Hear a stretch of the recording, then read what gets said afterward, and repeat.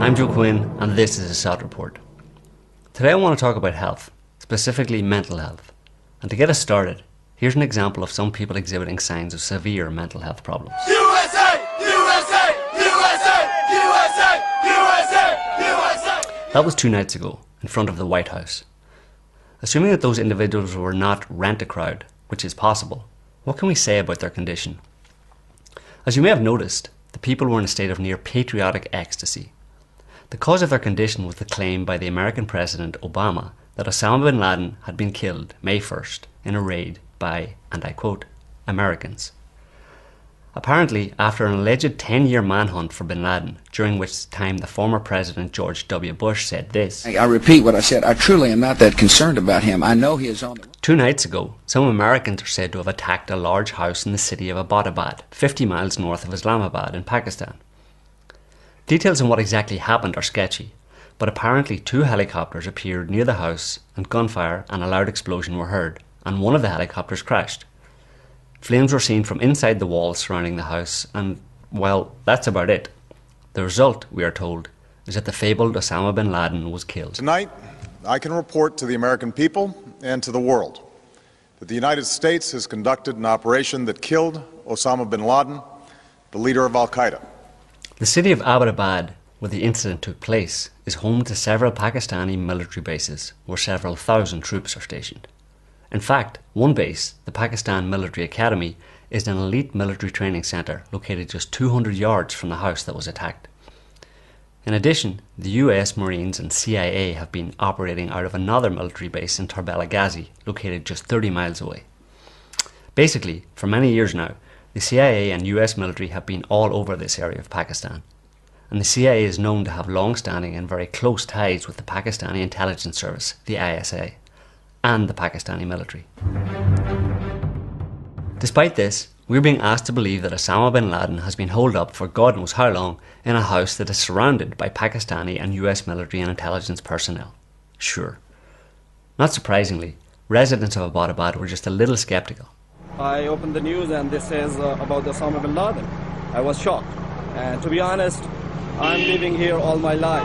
And you know that if somebody new comes in your street, in your area, you always know. Like somebody is, you can feel them, you can see the movement. I ever seen anything like that. I can't believe that. The guy's got a point, but don't expect many people in the West to bother using their brains when they consider the situation. There are, after all, parties to be had and patriotic songs to be sung and beer to be drunk. What else matters, right? In the past, I have published a lot of material that makes a very strong case for Osama Bin Laden being 2 things: a CIA asset and deceased many years ago. As regards his CIA asset status, beginning in the late 70s, the CIA funded and armed groups of mujahideen from different countries, with Bin Laden among them, to fight against the Soviets in Afghanistan. And many well-informed people have stated as such, like this BBC report. During the anti-Soviet jihad, Bin Laden and his fighters received American and Saudi funding. Some analysts believe Bin Laden himself had security training from the CIA. Or this from Germany's Der Spiegel magazine. The United States also supplied Afghan freedom fighters in the 1980s with money and arms for their struggle against occupying Soviet troops. One of the best customers for the CIA back then was Saudi millionaire Osama Bin Laden. Or as former UK Foreign Secretary and leader of the House of Commons Robin Cook said, throughout the 1980s, Bin Laden was armed by the CIA and funded by the Saudis to wage jihad against the Russian occupation of Afghanistan. Former FBI translator Sybil Edmonds stated that the US was on intimate terms with the Taliban and Al-Qaeda and used them to further certain goals in Central Asia.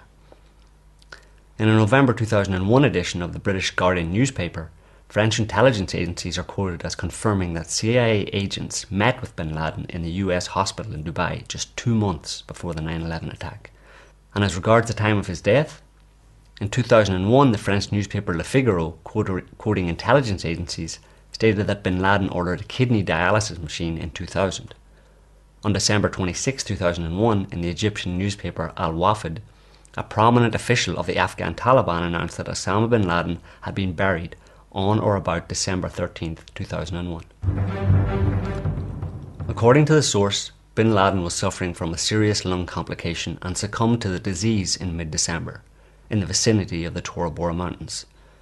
The source claimed that Bin Laden was laid to rest honourably in his last abode, and his grave was made as per his Wahhabi belief. In the December 28, 2001 edition of the British Telegraph newspaper, even the Bush administration is quoted as dismissing a recently released video of Bin Laden as propaganda designed to mask the fact that the Al-Qaeda leader was already dead. But what's the deal with those Bin Laden videotapes then? In the first audio and video statements allegedly released by Bin Laden in the immediate aftermath of the 9/11 attacks, he denied any involvement and appeared gaunt and ill, stating, "I stress that I have not carried out this act, which appears to have been carried out by individuals with their own motivation." This denial was broadcast on US news networks and worldwide. In an interview with Bin Laden, published in the Pakistani newspaper Ummat Karachi on September 28, 2001, he stated, "I have already said that I am not involved in the September 11th attacks in the United States. As a Muslim, I try my best to avoid telling a lie. I had no knowledge of these attacks, nor do I consider the killing of innocent women, children and other humans as an appreciable act." Then, on December 13, 2001, US military forces in Afghanistan claimed to have found a new videotape of the arch boogeyman. Apart from the fact that the man in that tape bears little resemblance to the real Bin Laden, as he appeared in previous tapes, the tape was aired with an accompanying English translation, courtesy of the CIA. The translation attributes the following apparently damning lines to Bin Laden.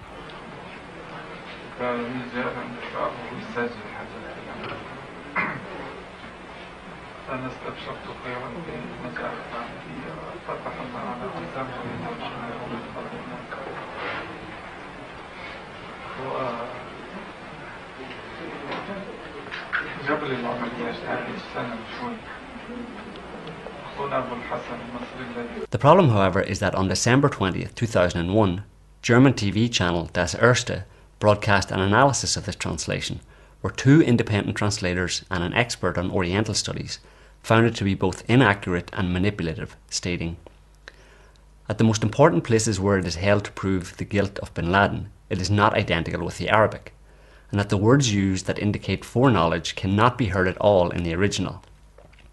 Professor Gernot Rotter, Professor of Islamic and Arabic Studies at the Asia-Africa Institute at the University of Hamburg, said, "The American translators who listened to the tapes and transcribed them apparently wrote a lot of things in that they wanted to hear, but that cannot be heard on the tape no matter how many times you listen to it." Several other tapes and audio recordings were released since then, but most of them are unverified, and a few are clearly faked. Here are two stills from the 2004 and 2007 tapes. The 2004 tape, showing someone not really resembling the real Bin Laden, was released just days before the 2004 US presidential elections, leading veteran broadcaster Walter Cronkite to say, "So now the question is basically, how will this affect the election? And I have a feeling that it could tilt the election a bit. In fact, I'm a little inclined to think that Karl Rove, the political manager at the White House, who is a very clever man, he probably set up Bin Laden to this thing." The 2007 tape is a real doozy. Not only does it look like Osama had a face job and a new beard, but at the points in the tape where this Osama claims responsibility for the 9/11 attacks, the video footage freezes while the audio continues. Very convenient. And just for those who think that videos of such evildoers can't be faked, check out this homemade version. To any English-speaking infidels watching this, I just wanted to say that I'm still alive and very scary. I said I'd release a video for the 6th anniversary, and I'm a man of my words. If you think this is a fake, you're completely crazy. Probably one of those crazy conspiracy theorists. As concerns the audio messages from Bin Laden over the years, in 2007, Switzerland's Dalmau Institute for Artificial Intelligence, which does computer voice recognition for bank security, compared the voices on 15 undisputed recordings of Osama with the voices on 15 subsequent ones attributed to Osama, to which they added 2 by native Arab speakers who had trained to imitate him and were reading his writings. All of the purported Osama recordings differed clearly from one another, as well as from the genuine ones. By contrast, the CIA found all of the recordings to be authentic. All of this led former US Foreign Intelligence Officer and Professor of International Relations at Boston University, Angelo Codevilla, to state in a 2009 edition of the American Spectator that all the evidence suggests Elvis Presley is more alive today than Osama Bin Laden. So is there any chance we'll get to see a body, even out of curiosity? Sadly, no. Because in a shining example of good sportsmanship, the US government and military decided that their arch nemesis should be afforded the dignity of a quick 24-hour burial in accordance with Islamic tradition. So, they turfed him over the side of a boat at sea, allegedly. Again, very convenient. What I find strange, however, is that the same dignity was not afforded the sons of Saddam Hussein, who were held for 12 days after their murder by US forces in Iraq, with several photo ops before being released for burial. Then again, there's a fair chance that Saddam's sons were actually alive when they were killed, unlike Bin Laden. All I can say is that the CIA and the Obama government must really think that, in terms of the US and global population, they're dealing with a bunch of retards. Then again, these guys do tend to make the rest of us look bad. I suppose I should offer some ideas as to the why of all this. Even if Osama wasn't dead before 2 nights ago, even if he's still alive, almost 10 years have passed since 9/11, and he had more or less disappeared from the public radar. So why resurrect him and kill him now? Well, first off, we have that rabble in front of the White House chanting 4 more years. So another term for Obama is one possible benefit. If required, the death of Osama could be used to claim mission really accomplished and call an end to the Afghanistan and Iraq campaigns, but not the occupations, of course, and to move US military troops and other resources to the next theatre of war, wherever that might be. Could be Libya, could be Pakistan even. On a more abstract level, the selling of this massive lie to American and Western peoples is likely to have a decidedly negative psychological effect on them. The control and manipulation of mass public awareness has always been a top priority for the elite of this world. They know that the more lies a person swallows, the easier it is to have them swallow even bigger lies later. What bigger lies are planned for the near future? Stay tuned.